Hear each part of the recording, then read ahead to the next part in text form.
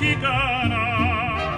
Yo le canto a sus volcanes, a sus praderas. Buenas noches a todos, yo soy Pepe Campa y es un gusto de verdad estar con ustedes. Muy buenas noches, mi nombre es Pati Velasco y esta noche vamos a continuar de gala con la presencia del maestro Francisco Araiza. Una de las mejores y más grandes voces mexicanas. Pati, también vamos a platicar sobre el oficio de bombero. Ese es muy interesante. Yo quería ser bombero de niño. Yo creo que todos, ¿no? Yo creo que entre los Es de los más, sí, de los oficios más taquilleros.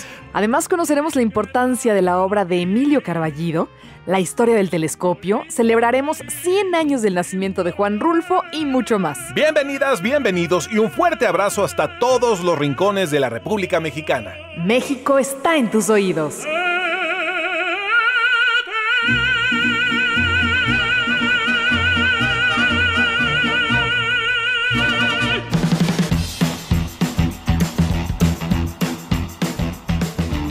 Si existe una herramienta responsable de que podamos ver las estrellas más cerca, es el telescopio. Tienes toda la razón, pero damos las cosas por hecho, ¿no? No nos preguntamos cómo, en el caso del telescopio, cómo surgió, o quién lo inventó, o cuáles fueron las consecuencias para que el hombre empezara a utilizarlo. Bueno, respuestas a esto y más las podemos encontrar con Carlos Bautista, director editorial de la revista Algarabía, que ya llegó a cabina y está con nosotros. Bienvenido. ¿Qué tal? ¿Cómo están ustedes? El telescopio en realidad empezó mucho antes de que se concibiera como un aparato. Empezó con las observaciones al cielo de prácticamente todas las culturas originarias. Todas crearon pues el concepto de constelaciones, es decir, de grupos de estrellas que formaban supuestamente figuras, y también el estudio de los astros, el movimiento de los planetas, de pues, lo que se podía ver desde la Tierra, ¿no? Entonces, alrededor de esto pues existen, digamos, versiones o formas de contar el tiempo y ver el espacio, literal, prácticamente desde los mayas, los griegos, los babilónicos, existe, cada quien desarrolló su propio sistema. Y ya en la época del Renacimiento, cuando empiezan a crearse primero como unos objetos de entretenimiento en las ferias, o sea, los telescopios se descubrieron prácticamente por accidente al juntar dos tipos de lentes, uno cóncavo y uno convexo, y al juntarlos a cierta distancia, pues ampliaba los objetos, ¿no? Obviamente, cuando Galileo se enteró de esto, pues empezó a fabricar diversos tipos de instrumentos para ver cómo se podía ver de distintas maneras. Es falso que solo hiciera uno, o sea, hizo decenas de telescopios. Él perfeccionó lo que ya existía. Pues sí, lo perfeccionó, pero digamos que era como la función de ver objetos distantes, en este caso Júpiter y sus lunas. De hecho, él descubrió las lunas más grandes de Júpiter. Y pues finalmente empezó ya la observación de los cielos con instrumentos más sofisticados y con un proceso científico, ¿no? Digamos, con un método que permitía registrar y cotejar información, ¿no? De dónde se encontraban cada determinado tiempo, empezar a calcular distancias. Bueno, Galileo fue el inicio de esto. Obviamente él era matemático, era un físico, sin saber que era físico. El que le siguió fue Newton. Él de alguna manera perfeccionó el telescopio. Él pensó que había una aberración esférica a la hora de juntar las dos lentes y él pensaba que no podía corregirse. Entonces él creó el telescopio reflector. Este no contenía lentes, sino espejos. Y gracias a esto se podían pues reflejar las imágenes con menos, digamos, menos borrosas, y creó un artefacto 10 veces más potente, ¿no? Pero pues casi 200 años después de Newton, en 1843, el astrónomo irlandés William Parsons construyó el llamado Leviatán, que fue el primer gran telescopio metálico que permitió observar la estructura espiral de las nebulosas y de los cúmulos estelares, y de ahí para el real, ¿no? Se empezaron a construir varios tipos de telescopios, pero digamos hay tres tipos fundamentales, ¿no? Está el refractor, que son lente objetivo y un lente ocular, es lo que mencionamos al principio, uno cóncavo y otro convexo. El reflector, que funciona con espejos, son un espejo primario que es cóncavo, un secundario que es plano, y un lente donde se reflejan las imágenes. Y el catadióptrico, que este es una lente correctora, un espejo secundario plano, un espejo primario y una lente ocular. Son, digamos, como una mezcla de los dos anteriores. Y la observación de los astros pues no solo ha servido para saber cómo funciona el cosmos, sino que justo ha sido clave de la evolución de toda la tecnología, sobre todo la tecnología avanzada que tenemos en el mundo, ¿no? Digamos que todo el desarrollo de la tecnología espacial se debe, uno, a la observación de los cielos, 2 a los telescopios, digamos, a la tecnología que se ha desarrollado para mejorarlos, y 3 para plantearse inclusive cosas completamente distintas, ¿no? Por ejemplo, el astrofísico mexicano, que es un teórico mexicano, trabaja aquí en la UNAM, Miguel Alcubierri, él ha propuesto un modelo matemático que permitiría viajar más rápido que la luz, es decir, el llamado principio de deformación, sin violar las leyes de la física, gracias precisamente a la herencia de todo este conocimiento de las ciencias espaciales. Pues todo lo que iremos descubriendo y nos falta por descubrir que lograremos gracias al avance de la ciencia y la tecnología, ¿no? Te lo agradecemos muchísimo, como siempre, muy interesante, Carlos Bautista, director editorial de la revista Algarabía. Gracias a ustedes.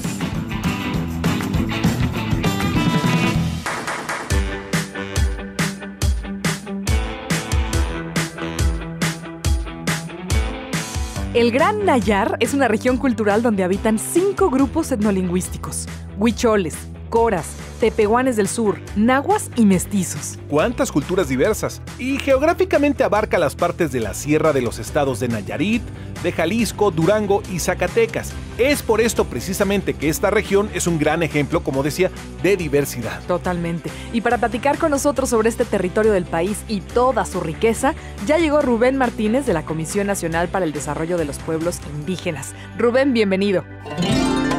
Muchísimas gracias, Pati Velasco, Pepe Campa. Muy buenas noches, amigos de La Hora Nacional. Es un gusto que nos acompañen en este espacio destinado a las comunidades indígenas. Con motivo del Día Mundial de la Diversidad Cultural para el Diálogo y el Desarrollo, les hemos preparado esta información del mitote en el Gran Nayar.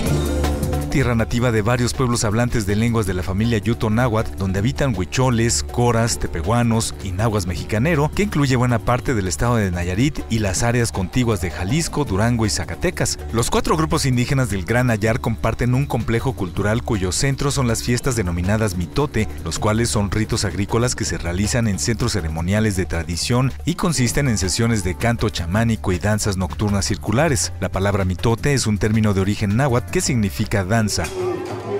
Es el mundo que tiene la forma de un quincunce tejido o ojo de Dios. Según la mitología Cora, la diosa madre lo tejió con sus propios cabellos y sus hijos lo ensancharon bailando mitote encima de él. Por lo tanto, bailar mitote es recrear el mundo. Sin embargo, cada comunidad y cada grupo parental del Gran Nayar celebran varios mitotes al año con fechas movibles que se rigen según el calendario agrícola y se relacionan con fases particulares del ciclo de cultivo. Consiste en la celebración de 3 fiestas al año. Un mitote que se relaciona con la siembra y el comienzo de la temporada de las lluvias, fecha que coincide con el solsticio de verano. La segunda fiesta del ciclo es el mitote de los elotes o primeros frutos, celebrado al término de las lluvias. El tercer mitote, fiesta del maíz tostado o del esquite, se relaciona con las semillas ya cosechadas y almacenadas, así como la preparación de los cuamiles que se lleva a cabo durante los meses de la época de sequía. Los mitotes de los 4 grupos indígenas del Nayar no son iguales, pero comparten básicamente las mismas características. El patio, que son los centros ceremoniales o patios donde se celebran los mitotes, representaban a todo el universo, en tanto que las jerarquías de los sistemas de cargos representan a todos los dioses. En el centro del espacio circular se ubican el fuego y su representante e interlocutor, que es el cantador. Los participantes de las danzas y las coreografías realizadas pueden asociarse con los muertos que bailan mitote en el inframundo. En los cantos huicholes es muy común que el cantador dialogue con una serie de deidades que hablan a través de él mismo. El cantador interroga a las deidades presentes sobre la causa de sus ciertos enojos, enfermedades, irregularidades climáticas y otros problemas y negocia con ellos la manera de resolverlos a través de los sacrificios ofrecidos a los mismos dioses.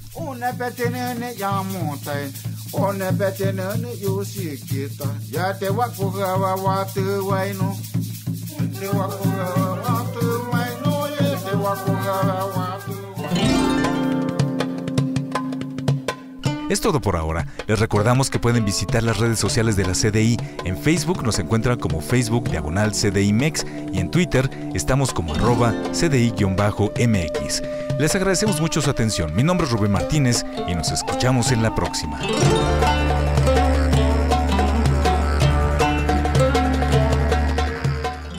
México está en tus oídos.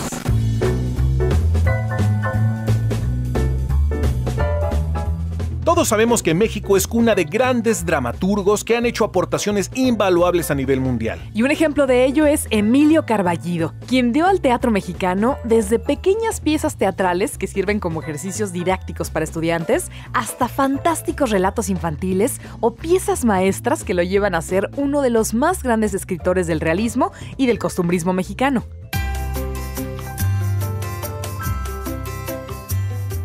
Nacido en Veracruz, Emilio Carballido llegó a vivir a la Ciudad de México durante su primer año de vida y su infancia fue lo que lo empujó al camino de las letras. En sus palabras, querer escribir surgió en él naturalmente, porque era un muchacho muy imaginativo, precoz e insoportable, que leía mucho, y lo más natural para él era escribir, ya que en su casa todos escribían. Su abuela, su mamá, sus hermanos y sus tíos hacían versitos y cosas de ese estilo.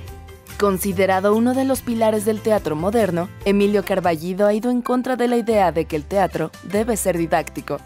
Por el contrario, afirma, lo único didáctico posible es dar buenas obras hermosamente preparadas. No hay otra. Para cambiar las estructuras sociales es mejor un meeting que una obra de teatro. No podemos escribir predispuestos a denunciar algo. Si somos personas comprometidas y tenemos preocupaciones éticas, la obra va a reflejar automáticamente lo que somos y en quién creemos, pero también nos revelará rincones desconocidos de nuestro pensamiento. Como docente, ha sido generoso con sus alumnos, de entre los que destacan Sabina Berman, Juan Tobar y Óscar Villegas, y ha publicado numerosas antologías donde reúne lo mismo obras infantiles que piezas inéditas de jóvenes dramaturgos. Como dramaturgo, ha apostado no solo a montar sus obras en los grandes recintos con directores reconocidos, sino que también ha trabajado con jóvenes directores y compañías de teatro independiente, al igual que con compañías de pueblos indígenas. La mejor obra que he escrito es siempre la más reciente. Afirma Carballido, quien a sus 82 años disfruta la vida del mismo modo que lo ha hecho desde que encontró su vocación de escritor.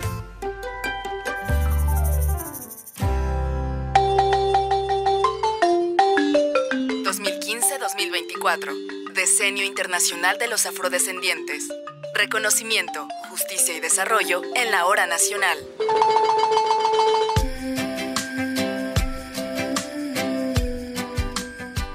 ¿Qué es la discriminación racial?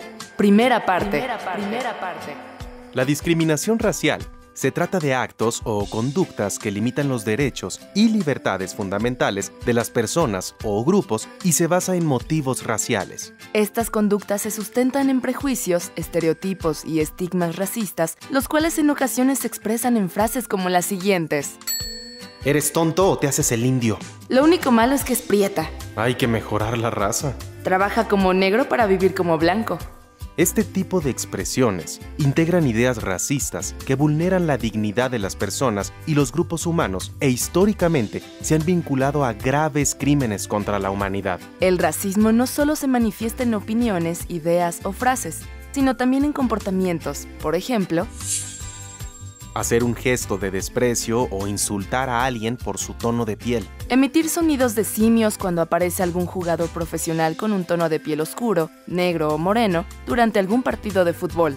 El racismo supone un doble ejercicio de diferenciación y exclusión basado en las características raciales que se atribuyen a los individuos o colectivos a partir de ideas equivocadas acerca de las razas humanas. La diferenciación se hace a partir de prejuicios y estereotipos, pero la exclusión se basa en actos o comportamientos que rechazan, niegan o desconocen algunas personas o grupos. Agradecemos a la doctora Cristina Masferrer León del CONAPRED por la información proporcionada.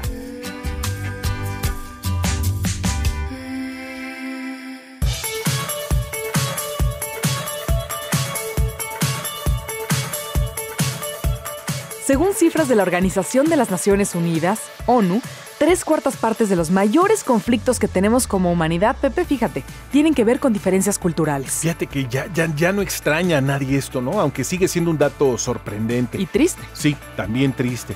Y bien, superar la división entre estas culturas es urgente y necesario también para lograr así la paz, la estabilidad y el desarrollo de todos. Es por eso que hoy se conmemoró el Día Mundial de la Diversidad Cultural para el Diálogo y el Desarrollo.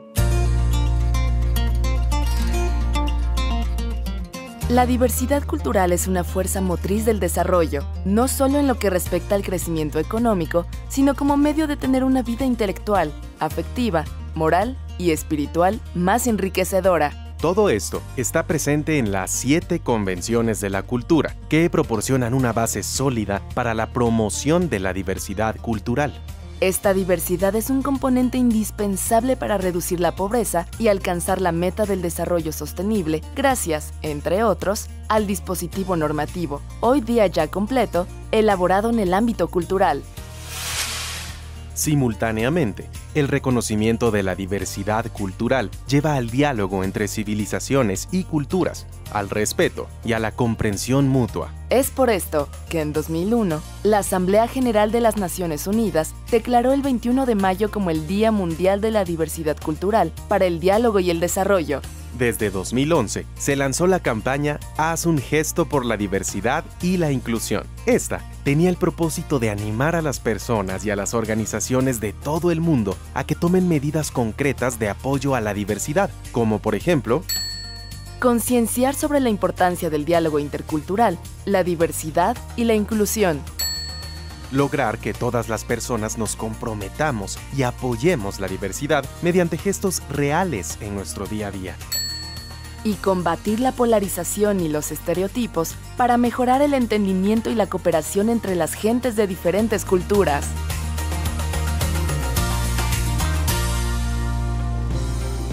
Juan Rulfo es el único novelista mexicano que nos ha dado una imagen, no una descripción de nuestro paisaje, escribió Octavio Paz. Sus intuiciones y obsesiones personales han encarnado en la piedra, el polvo, el pirul. Su visión de este mundo es, en realidad, visión de otro mundo. Juan Rulfo, a 100 años de su nacimiento.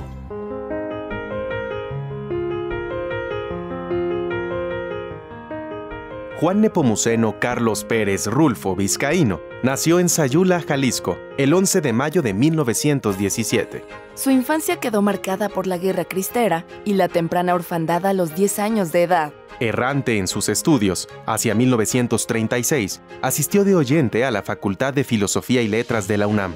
Encontró entonces su vocación en las letras. Juan se dedicó los siguientes años a escribir y ganarse la vida. En 1945, publicó el primero de una serie de cuentos, La vida no es muy seria en sus cosas, en la revista América. Al año siguiente, se estableció en México por tiempo indefinido y comenzó a trabajar en Goodrich Euskadi.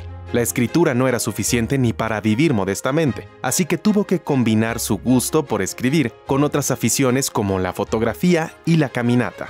En 1953 publicó El llano en llamas. 2 años después, Pedro Páramo, considerada una de las grandes obras de la literatura contemporánea. No son más de 300 páginas, pero son casi tantas y creo tan perdurables como las que conocemos de Sófocles, expresaría Gabriel García Márquez. La primera edición de Pedro Páramo apareció en marzo de 1955, obra con la cual se consagró como uno de los grandes autores de la literatura universal. Para las letras hispanoamericanas, su novela significó el lanzamiento del realismo mágico. Mezcla de realidad y fantasía, con escenarios latinoamericanos y personajes inolvidables. Sus obras forman parte de lo imperdible en la literatura del siglo XX. Juan Rulfo, a 100 años de su nacimiento.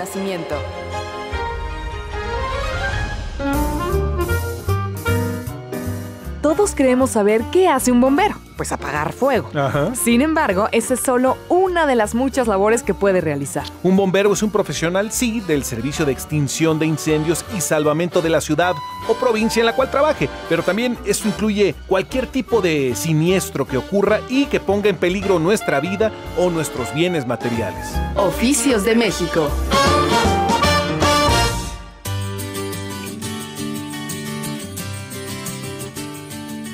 Hola, buenas noches. En esta ocasión nos encontramos con el señor Alberto Moisés Navarrete y él nos hablará de su oficio como bombero. ¿Cómo fue que se involucró a este oficio como bombero? Primeramente fue una necesidad primordial tener un trabajo y en segundo pues siempre me llamó la atención poder ayudar a alguien más. ¿Por qué? Siempre he sido dado a ayudar a los que lo necesitan, es parte de mi persona. ¿Qué riesgos conlleva ser bombero? Hay muchos riesgos en nuestro oficio. Nosotros, dependiendo en el servicio al que acudamos, es diferente el tipo de riesgo riesgo que corremos. Un error nos puede costar la vida, pero pues siempre, como estamos capacitados, tratamos de hacer las cosas lo mejor. ¿Qué responsabilidad conlleva ser un bombero? Pues la más grande de las responsabilidades es el compromiso con uno mismo de ayudar y salvar. ¿Cuáles son las labores de las que se encarga un bombero aparte de apagar un fuego, como todos ya lo sabemos? Los bomberos acudimos a una infinidad de servicios diferentes. Principalmente acudimos a lo que son incendios, como usted lo acaba de decir, de casa-habitación. En esta zona existen muchas zonas boscosas y barrancas. Según la temporada es el servicio al que regularmente acudimos. Ahorita que es una época de calor, hay mucho incendio de pasto. Se prenden las barrancas y tenemos que acudir a apagarlas por el pasto seco que se prende. Un segundo servicio es que los fines de semana regularmente acudimos a choques, a emergencias de siniestros, en donde tenemos que rescatar personas que quedan prensadas en los carros por los impactos, o a veces lamentablemente tenemos que sacar los cuerpos ya sin vida. Otro de los servicios a los que acudimos es caída de árboles. Otro servicio vendría siendo el retiro de panales de abeja, que por lo regular se considera una plaga en la actualidad, y se llegan y se instalan en casas en donde la gente corre riesgo de ser picadas, ya que las abejas están africanizadas, son más agresivas de lo normal porque no tienen a su reina. ¿Qué responsabilidades tienen ustedes como bomberos? Pues como te lo decía hace un momento, la principal responsabilidad es salvaguardar o rescatar tratar de aminorizar los riesgos que existen en una emergencia. Esa es la gran responsabilidad: salvar, ayudar y proteger. ¿Cuál es el protocolo que tiene que seguir ante una llamada de emergencia? Primeramente, salir lo antes posible de la estación, saber a qué servicio vamos, ir preparado con la herramienta que se va a ocupar en el servicio y lo más rápido que se pueda llegar al lugar del siniestro, para no dejar que se agrave la situación. Pues muchas gracias, señor Alberto Moisés, y en esta ocasión él nos habló de su oficio como bombero. Agradecemos al señor Alberto Moisés Navarrete, de oficio bombero, por su colaboración en la Hora Nacional.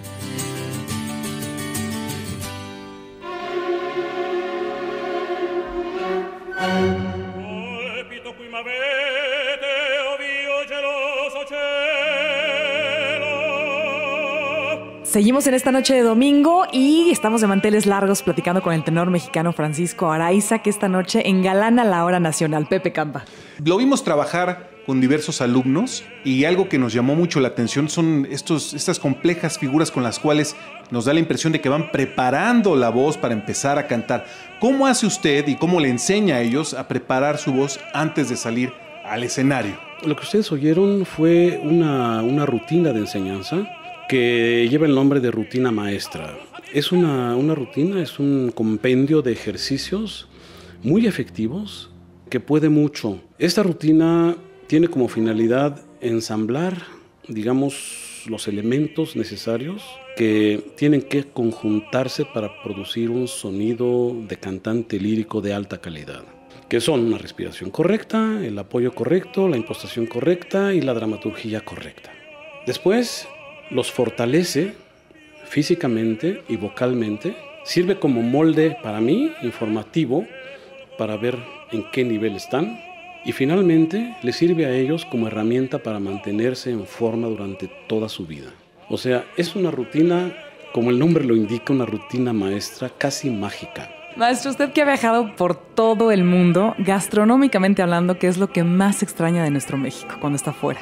Pues todo, los chilitos, el cilantro, luego los tamalitos, el pozole, la birria, en fin, y la cocina materna, ¿no? Sí. ¿Cuál nos diría que es alguna de las enseñanzas más importantes que le ha dejado la vida? Pues son muchas, pero como mi ocupación va enfocada a compartir lo que Dios me dio como talento, entonces la manera de hacerlo, la manera de presentárselos a la gente, de convencerlos, de llevarlos, de alguna manera. La maestra Emma González no solamente nos enseñó a cantar, sino que nos enseñó también a ser maestros, a analizar y a abrirnos ese conducto para escudriñar cuál es el camino correcto para poder tocar a la gente, para poder llegarles al núcleo, al corazón. De tal manera que que se logre esa catarsis cuando estamos interpretando algo enfrente de ellos, que los podamos verdaderamente enriquecer. Y ese elemento, pues yo creo que es la humildad. Maestro, ¿qué significa para usted ser un mexicano exitoso, reconocido internacionalmente, feliz, comprometido, entregado, agradecido con el don que tiene y además dispuesto a compartirlo con los demás? Ese sí es un gran orgullo. Sobre todo, pues con la convicción de saber quién eres y de saber lo que representas también para tu patria. Cuando se me entregó la medalla de oro de Bellas Artes por mis 40 años de carrera, les dije eso, que de alguna manera, en forma inoficial, cuando llegas a adquirir una posición internacional preponderante, te conviertes en embajador de tu patria. Entonces tienes esa posibilidad de presentarla de la mejor manera. Es una manera que no da pie a discusiones o a cuestionamientos de absolutamente ninguna índole, porque tu trayectoria habla y tus hechos también. Está con nosotros el maestro Francisco Araiza esta noche en la Hora Nacional. Te quiero,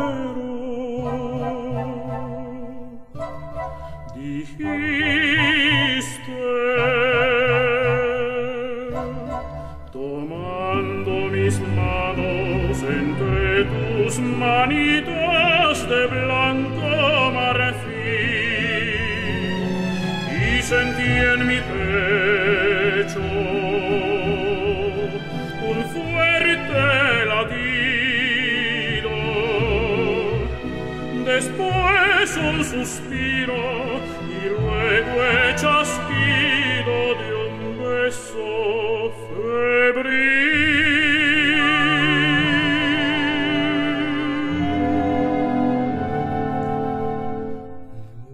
Muñequita linda, de cabellos de oro, de dientes de perlas, labios de rubí.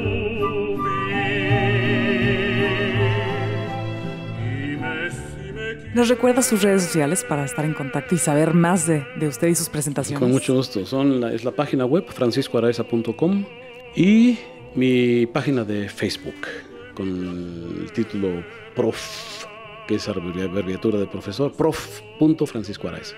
Maestro, queremos agradecerle esta conversación, este tiempo que dio a la Hora Nacional para hablar de su carrera, de su vida y de estas nuevas voces que usted está ahí supervisando y guiando a través de esta aventura que es la ópera. Muchas gracias por estos momentos. Gracias a ustedes, Pepe y Pati.